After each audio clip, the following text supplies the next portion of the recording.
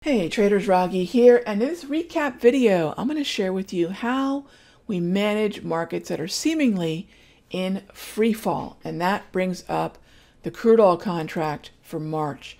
This would apply to USO ETF, by the way, as well as March crude oil, which is what I'm going to share with you here.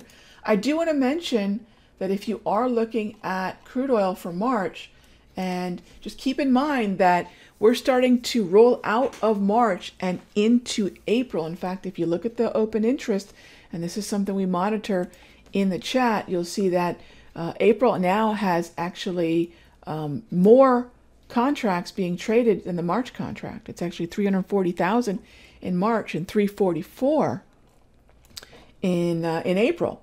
So keep that in mind in terms of where you're going to be building your position. All right, but let's talk about the free fall.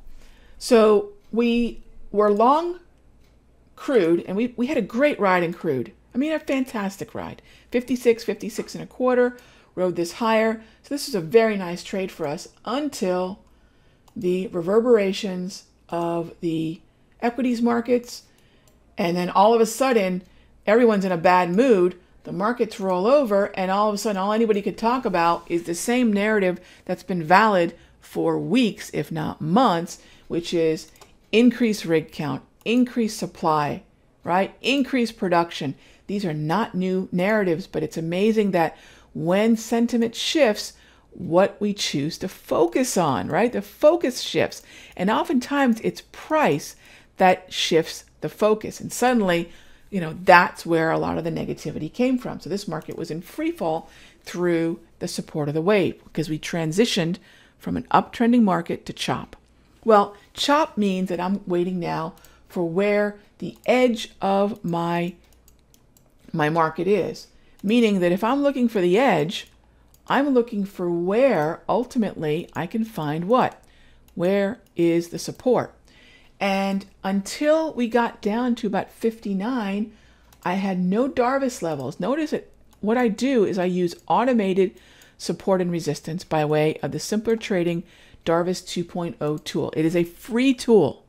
Okay, if you are familiar with Darvas, you know that it's a fantastic way to automatically identify support and resistance. In fact, I have a number of traders that use the Darvas on 1, 2 minute, 3 minute charts to automate support and resistance on shorter term time frames where, that kind of manual work can slow you down, and it's insanely subjective. But when you automate it, objective levels and on a short-term time frame, it speeds up your analysis. Maybe we'll talk about that next week.